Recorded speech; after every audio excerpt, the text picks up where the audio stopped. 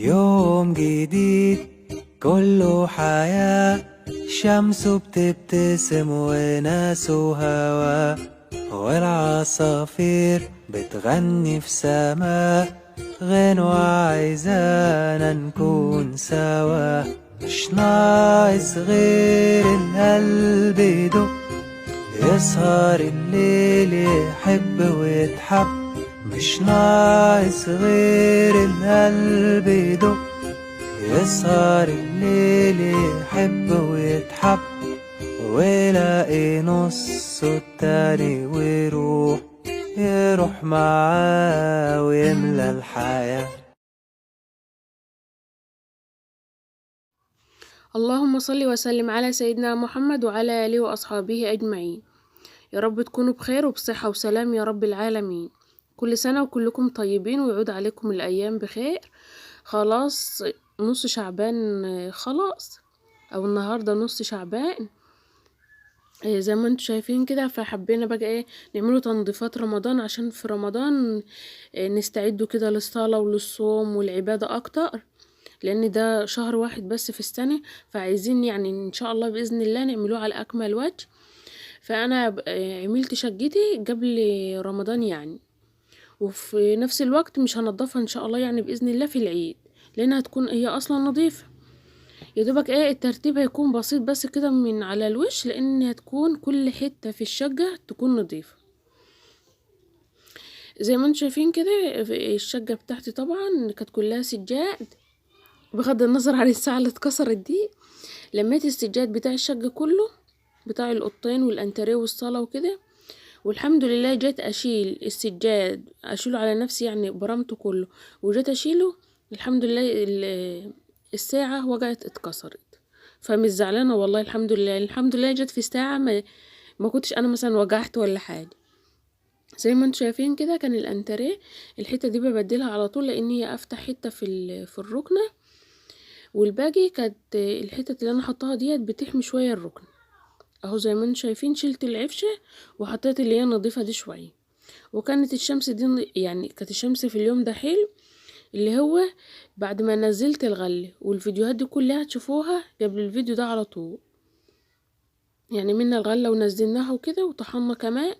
بعدها بقى بيوم بدأت اطلع السجاد بتاع الشقة كله، وفتحت الشبابيك وكنت قبلها برضو مطلعه البطاطين، يعني كده يدوبك السجاد وخلاص على كده، وشقتي كلها زي الفل. ورتبت طبعا السراير وظبطت الدنيا. بعد كده بعد ما رتبت السراير وفتحت الشبابيك كنست الشقة كلها طبعا من التراب قبل ما اسيق، لان ما ينفعش اسيق من غير ما اكنس طبعا. زي ما انتم شايفين والسجادة اللي هي قدام الشقة دي او قدام الحمام والمطبخ، والتلات عتبات دولت برضو هغسلهم عشان يكونوا نضاف، عشان اما اجي افرش الشقة كلها السجاد تكون نظيفة، او بمعنى اصح تكون شقته خلصت فاضل بيتنا اللي تحت او بيت حماتي يعني. كده خلاص كنت حطيت الجردل دي في شوية مية وشوية كلور وشوية برسيل او اوكسي، اي حاجة عندك حلوة يعني، او معطر اي حاجة. وبعد كده بدأت اسيق الشقة كلها. الكلام ده كنا حوالي الساعة 10 تقريبا او 10:30. كده خلاص سيقت الشقة كلها وبقت زي الفل. هسيبها بقى تتهوى براحتها لحد اخر النهار. وكمان غسلت السجاد اللي انا قلتلكوا عليه والعتب اللي هو قدام الحمام والمطبخ وقدام مدخل الشقة، اهو زي ما انتوا شايفين. والمطبخ برضو كان نضيف، ما كانش فيه اي حاجة. فضل بقى ثبت الهدوم ده ان شاء الله باذن الله يعني تاني يوم على طول صبنت، وهتشوفوا ده في اخر الفيديو. كده خلاص اهو هسيبها بقى تتهوى لحد العصر، بعد العصر ده اللي انا هنزل فيه السجاد. كده خلاص.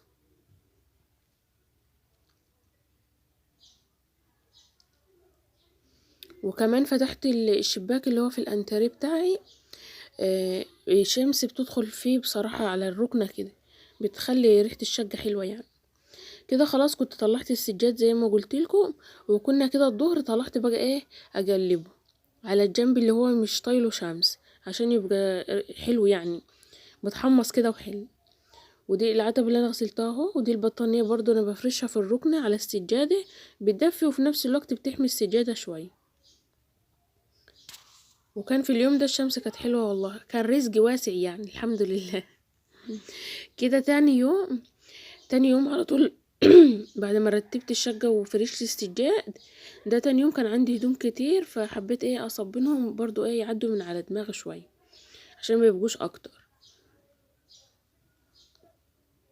كده خلاص بعد ما نزلت السجاد والبطانية ونفضتهم طبعا بالمنفضة كويس، كده اصبحت شقتي كلها زي الفل ونضيفة. نستقبل بقى شهر رمضان بصدر حلو كده وروح حلوة، وان شاء الله نتفائل ان شاء الله باذن الله رمضان السنة دي يكون حلو علينا جميعا. كده خلاص اهو، كنت مولعة ساعتها على المجورين بتوع المية عشان اصب. كده بعد ما صبنت ولميت الهدوم كمان وحطيتهم على السرير، هبدأ بقى اطبق. وبكده يبقى روتين التنظيف بتاع رمضان خلص. هو في تفاصيل كتير بس مع الاسف عايز اللي يصور ورايا انا بعمل ايه بالظبط.